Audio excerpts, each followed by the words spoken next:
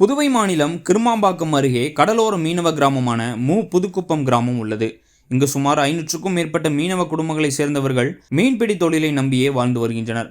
இந்நிலையில் கடந்த சில நாட்களாக கடல் சீற்றத்துடன் காணப்படுகிறது. இதன் காரணமாக கடல் அலைகள் கரையில் வேகமாக மோதிச் செல்வதால் கடற்கரை மணல் அரிக்கப்பட்டு வருகின்றது. தற்போது கடற்பகுதியிலிருந்து 50 மீட்டர் அளவிற்கு கடல் அரிப்பு ஏற்பட்டுள்ளதால் கடற்பகுதியில் நிறுத்தி வைக்கப்பட்டுள்ள படகுகளை மீனவர்கள் பாதுகாப்பான இடத்திற்கு எடுத்து சென்றனர். இந்த கடல் அரிப்பு காரணமாக கடந்த சில தினங்களாகவே மீனவர்கள் யாரும் கடலுக்கு செல்லாமல் வீட்டிலேயே முடங்கியுள்ளனர்.